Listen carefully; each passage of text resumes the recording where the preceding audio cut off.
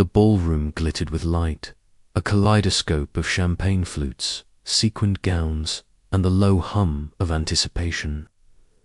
Lagos's elite had gathered under the opulent chandeliers of the Echo Hotel for the National Entrepreneurs Gala, where innovation and ambition were draped in velvet and gold.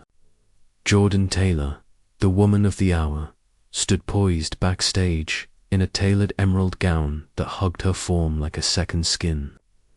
The CEO of Taytech, Africa's fastest-growing fintech company, had built her empire with the precision of a surgeon and the ferocity of a lioness.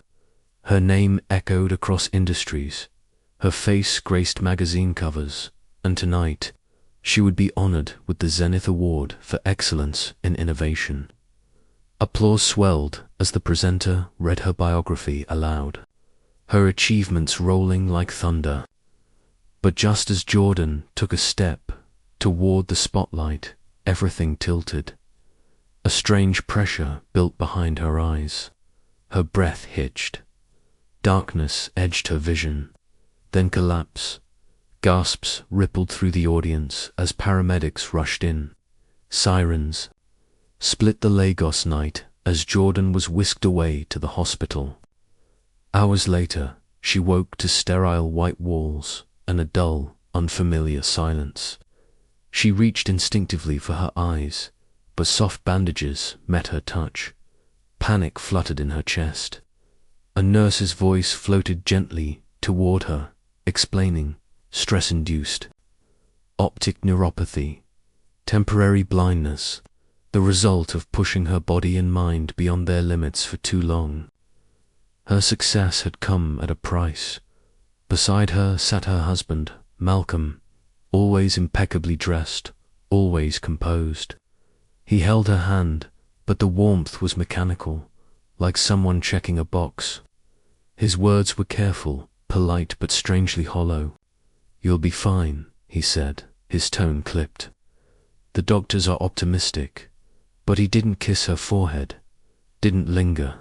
His presence was a shadow of what she remembered. Jordan, ever perceptive, even without sight, could feel something wrong settle in the room like static. That night, the hospital lights dimmed, and Jordan lay silent in her bed, feigning sleep. She heard the soft creak of Malcolm rising, followed by the rustle of movement as he stepped away. Then came the unmistakable murmur of a phone call, his voice lowered, intimate. The words that followed chilled her more than the cold for snaking into her arm.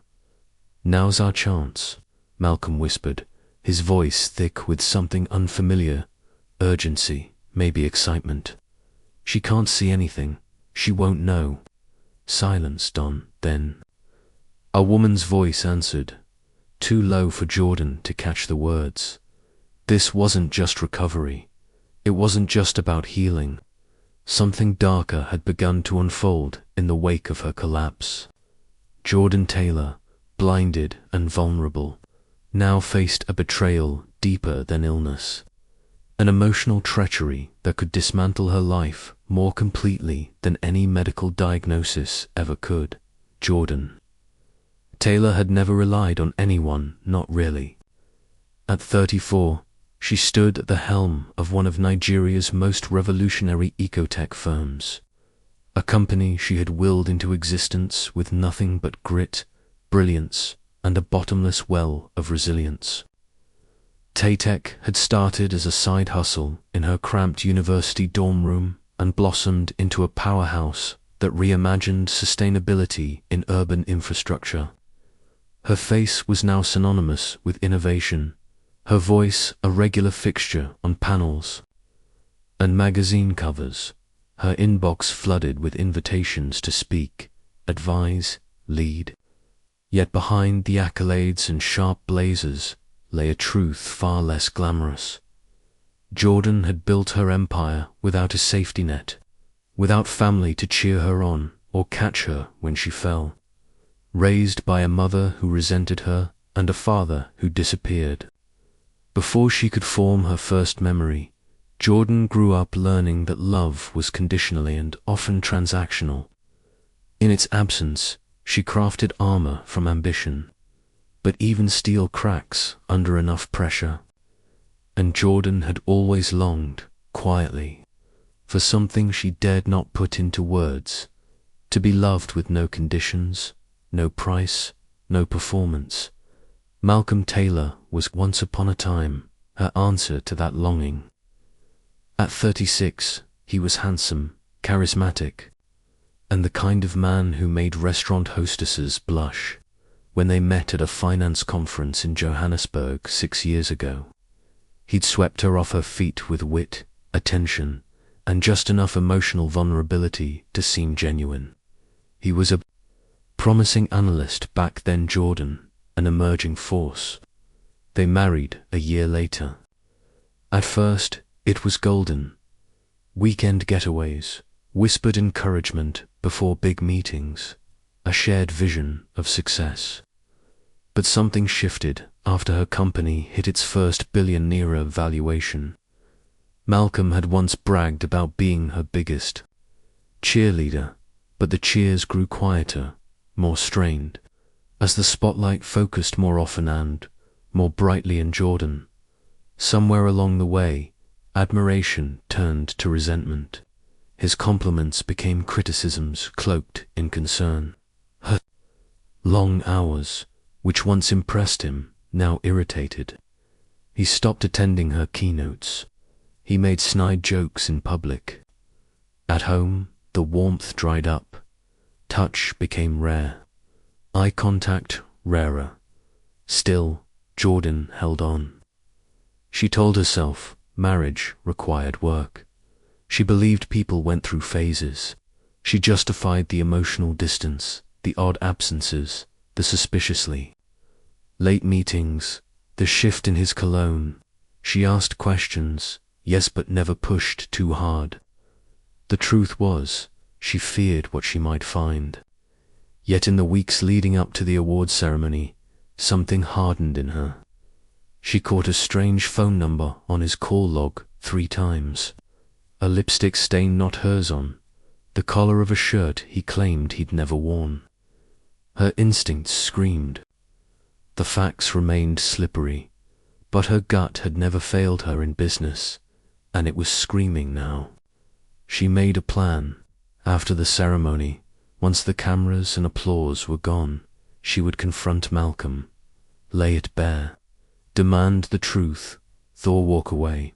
But fate, ever the trickster, intervened.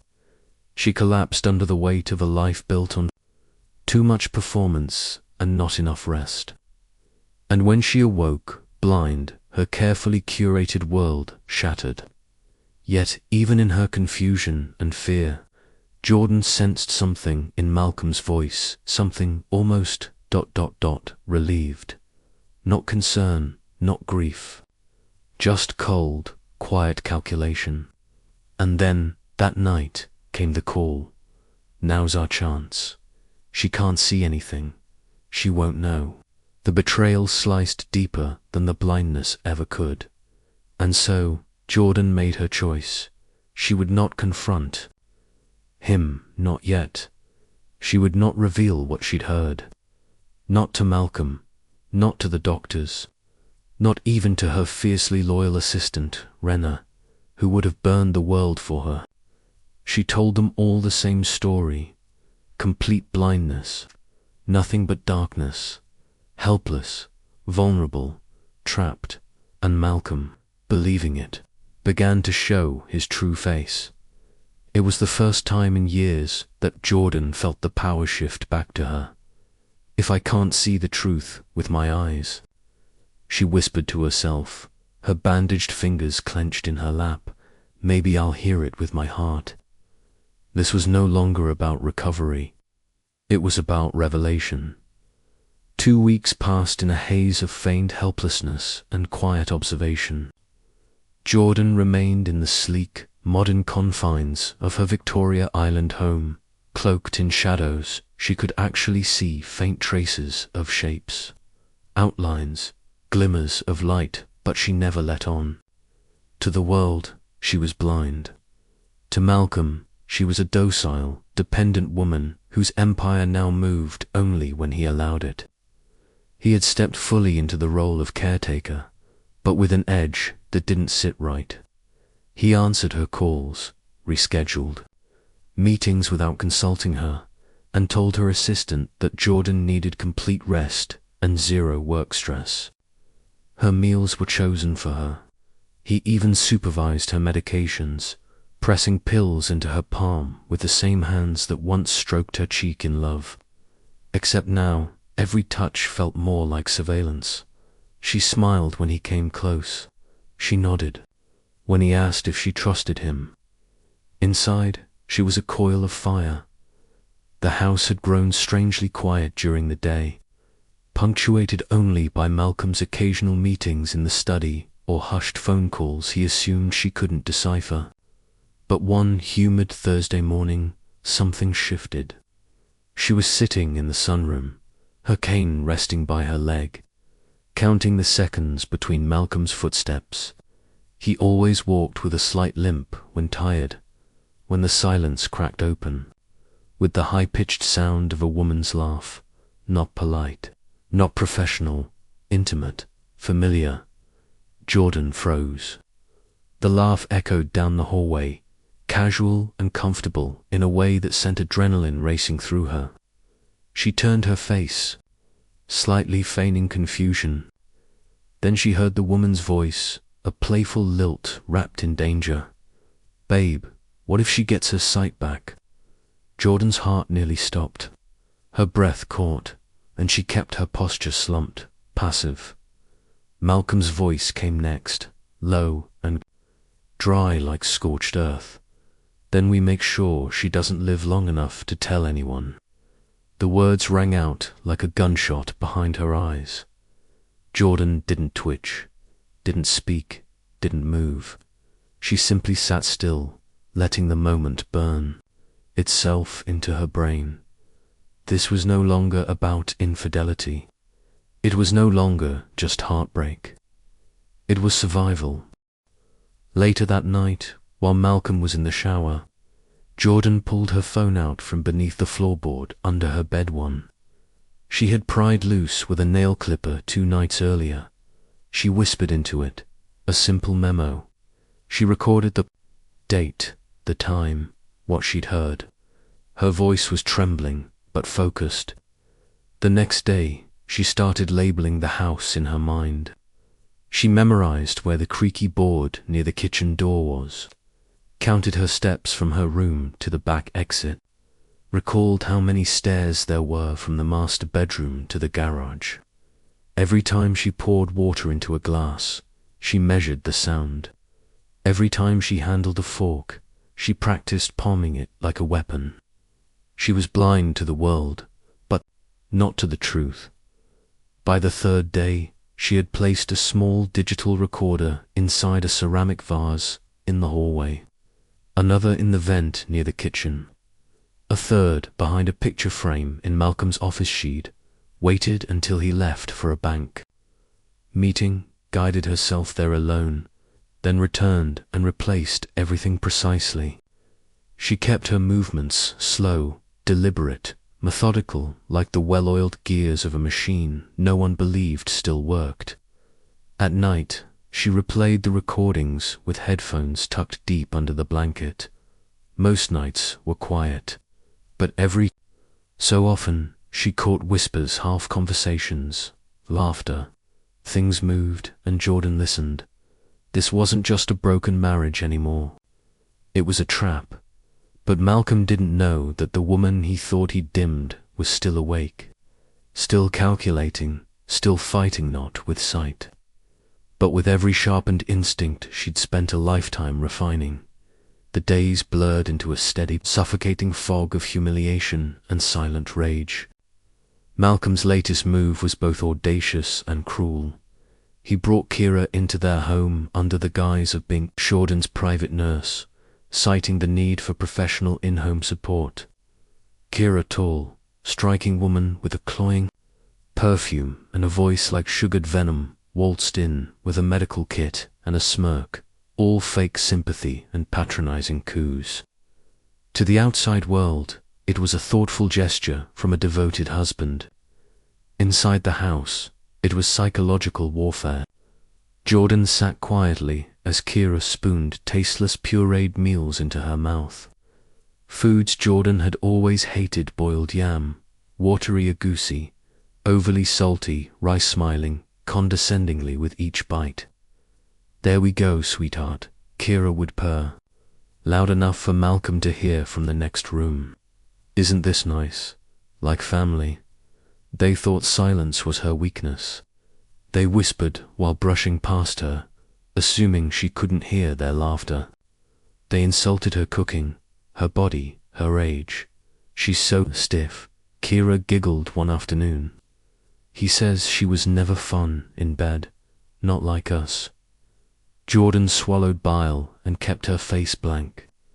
Some nights, Kira mocked her openly, snapping fingers near her face, whispering anything in there, or just darkness.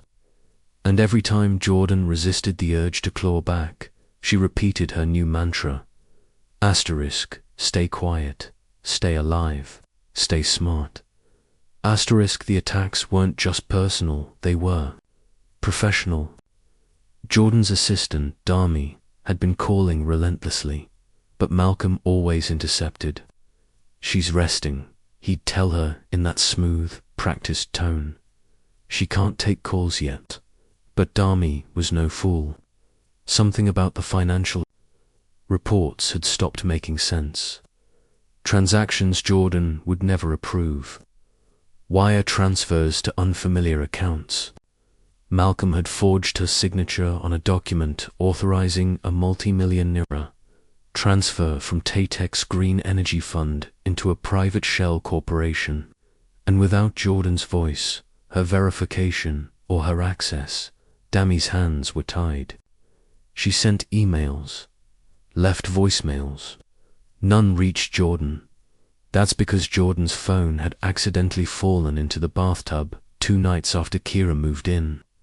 Malcolm was almost convincing as he handed it to her, soaked and sputtering, an apology already on his lips.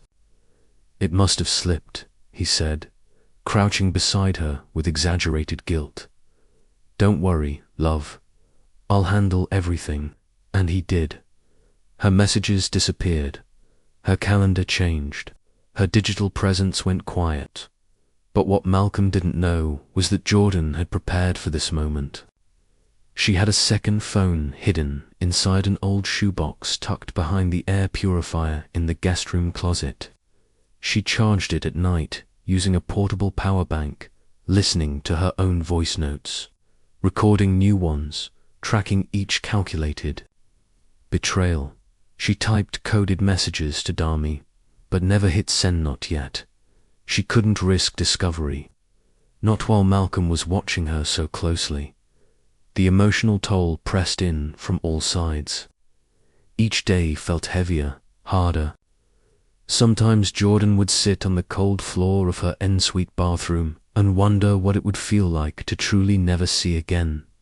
The thought terrified her. She'd always believed her strength came from what she could do, how she could lead, negotiate, create. Who was she now, without her vision, her mobility, her autonomy? Doubt seeped in like rot. What if this was permanent? What if she never got out? She ran her fingers across her face in the mirrorless dark and asked herself, not for the first time, am I still strong enough to leave? But then came the breaking point. It was late, close to midnight. Jordan lay motionless in bed, listening to the low murmur of Malcolm's voice down the hall. Kira had joined him, her laugh muffled behind the office door. Jordan had tucked a recording device beneath the hallway console earlier that day, positioned perfectly to catch everything. Their voices carried, arrogant, careless. "I've booked the flights," Malcolm said, the click of keys audible behind his words. "We'll leave on Friday. Mauritius, like we talked about. Just us." Kira's voice was breathy. "What about her?" Malcolm didn't hesitate. She'll be out of the picture by then. One way or another. Jordan felt the chill climb, her spine like ice water. She squeezed the edge of the blanket until her knuckles burned. Her worst fear had just crystallized into something more tangible than paranoia. This wasn't just an affair. This wasn't just control. Malcolm was planning her death, but he had made one mistake. He thought she was still blind. Truly blind, helpless, broken. He had no idea the woman he thought he'd conquered was already 10 steps ahead. Jordan reached for the hidden phone. Her fingers didn't shake this time. She opened a new file and began to record. Asterisk date, Thursday. Time, 11:52 p.m. I just heard Malcolm say he's booked a flight for himself and Kira Mauritius. Friday, he said, I'll be out of the picture. This is no longer just emotional abuse. He's planning something fatal.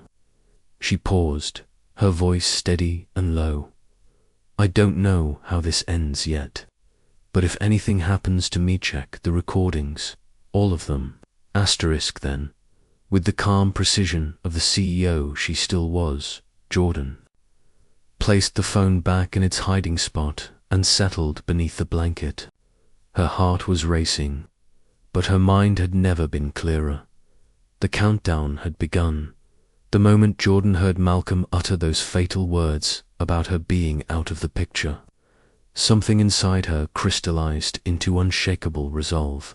That same night, beneath the cover of darkness and pretense, she powered on the hidden phone and dialed the one person she knew would never betray her, Dami. Her voice was low, ragged, edged with fear, but anchored in purpose. Dami, it's me. I need you to listen and not ask questions. I've been recording everything. Malcolm is stealing from the company and he's planning something far worse. I need a lawyer. I need a private investigator. And I need this. Kept quiet. If he suspects anything, I'm done. Dami didn't hesitate. Within 24 hours, a legal team had begun reviewing financial discrepancies, and a private investigator had already tailed Malcolm and Kira to a luxury hotel, where they had signed travel documents using fake names. Jordan felt a surge of both grief and grim power. The walls Malcolm had built around her were crumbling on. She was the one holding the hammer. She waited one more day, long enough for the lawyer to retrieve the forged signature documents, long enough for the investigator to capture photos of Malcolm and Kira kissing in broad daylight, while Jordan lay at home, blind and bedridden. Then she made her final move. She invited them to dinner, just the 3 of them. She dressed herself in a black silk gown, simple and severe, and let Kira dress her under the guise of helping the helpless. Malcolm poured the wine himself, all charm and venom, and Kira beamed from across the table like a queen in waiting. Jordan said little, nodding politely, her eyes hidden behind dark sunglasses, her bandages still neatly in place. She let them believe they had already won. Malcolm spoke in condescending tones about moving forward and taking care of things while Jordan recovered. Kira, bold now, mocked her between bites, offering to help with the feeding spoon again, just in case. Jordan smiled thinly and said nothing. Until dessert, she rose slowly from her chair. Both Malcolm and Kira glanced up, startled by the sudden movement. Jordan stood tall, regal, her hands steady. I want to make a toast, she said quietly. They smirked. She reached up and removed her sunglasses. Then, with perfect clarity, she unwrapped the bandages from her eyes and stared directly into Malcolm's face. You failed the test. Malcolm's smile faltered. Kira's fork slipped from her fingers and clattered against her plate. 4. A split second, the entire room seemed to freeze. Jordan's voice was cold, razor sharp. I was never completely blind. Not after the third day, but I pretended, because I needed to see who you really were without the mask.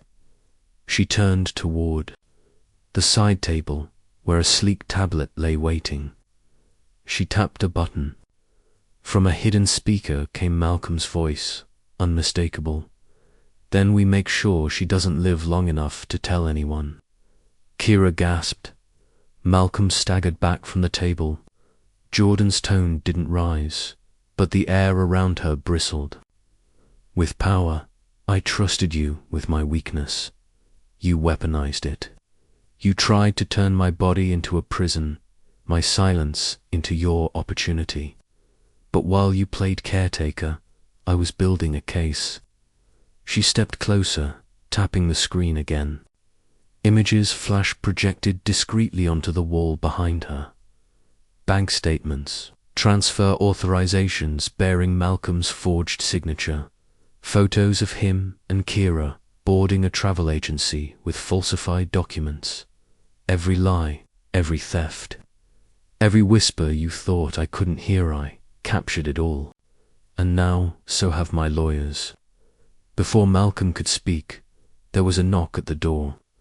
2 officers entered, followed by Dami, her expressions steely and righteous.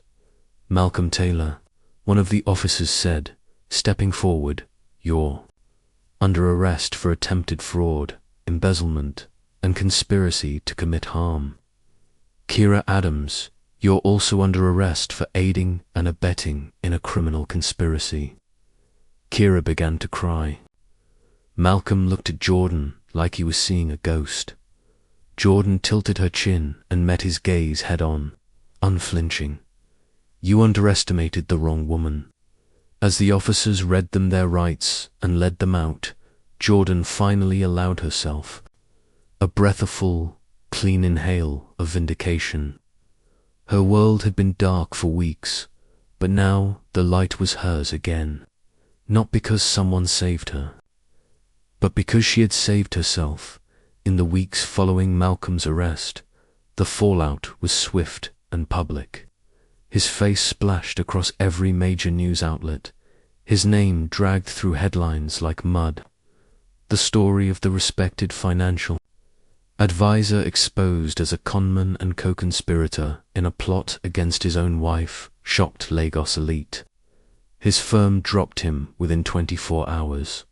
Clients pulled millions in assets. The prestigious circles he once dominated shut their doors. Without ceremony, Kira, facing public disgrace and legal charges, disappeared last, seen boarding a one-way flight out of the country. Her social media wiped clean, her name now synonymous with scandal. But amid the noise and the chaos, Jordan rose not as a victim, but as a survivor. She returned to Taytek like a storm made of sunlight, calm, powerful, and impossible to ignore. Her board welcomed her back with reverence. Investors who had once doubted her resilience now praised her for outmaneuvering not only corporate theft, but a deeply personal betrayal. Within a month, she was standing on a stage under bright lights, delivering a TEDx-style talk that went viral within hours. The title, *Blind Faith, The Cost of Trusting the Wrong People. Her voice was steady as she told the story, stripped of bitterness, but full of truth. She spoke of ambition and guilt, of craving love so deeply that she'd ignored every internal alarm. She admitted that pretending to be blind forced her to see the one thing she had denied for years. She had been profoundly lonely in her own marriage. "I gave too much of myself away," she told the audience. "Not because I was weak, but because I wanted to be loved. I thought love meant shrinking myself to fit someone else's comfort. I was wrong." The room erupted in applause, but it wasn't the validation that drove her. It was something. Deep redemption, not just for herself, but for every woman who had been gaslit, controlled, silenced. She knew her pain wasn't unique. That realization became her next mission. 3 months later, Jordan launched Phoenix Rise, a mentorship program and financial resilience initiative for women recovering from emotional and financial abuse. The program offered not just legal aid and career development, but something rarer: safe space, story circles, healing workshops, strategy sessions, the kind of power building that didn't ask women to bounce back, but to evolve. Sharper, unshakable, she no longer needed to see clearly to move forward. She had learned to trust her own instincts again, to lead with both strength and softness, and this time her vision wasn't blurred by love, fear, or loyalty to people who didn't deserve her. It was crystal clear. Jordan Taylor was no longer in survival mode. She was building an empire, just for herself, but for every woman who had ever been told to sit quietly in the dark. The apartment was quiet, truly quiet. For the first time in weeks. No more hushed voices behind closed doors. No more carefully concealed cameras. No more fear pressing against the walls like smoke. Jordan stood alone in the living room, bathed in the soft amber glow of the evening light filtering through the windows. The air smelled like eucalyptus and fresh linen, clean, untouched. She moved with ease now, no longer pretending, no longer guarded.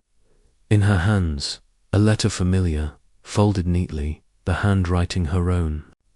She had written it in those dark days when she was pretending to be blind, unsure if she would make it out alive, unsure if she'd ever see the sun again. Her fingers trembled slightly as she unfolded the paper. "If you're reading this," it began, "it means you survived. But surviving is not enough. You're allowed to thrive now." She exhaled slowly, the words anchoring her, releasing her. For a moment, her eyes welled up not with sadness, but with the magnitude of everything she had endured, and everything she had reclaimed. She folded the letter again, tighter this time, and without ceremony, tore it down the middle, then again and again. She dropped the pieces into the wastebasket with a quiet finality. That chapter was over. Not forgotten, but no longer in control. She walked toward the hallway mirror. It was the same one she had passed every day without truly looking. Now she paused, met her own gaze. The woman staring back at her wasn't the same woman Malcolm tried to erase. Her face was softer at the edges, but her eyes, those eyes were fire and steel. There were shadows, yes, but also light, truth, power. Jordan smiled, not because everything was perfect, or because the scars had healed, but because she finally believed they would. Not today, maybe not even tomorrow, but one day soon, she would wake up and realize she wasn't surviving anymore. She was free.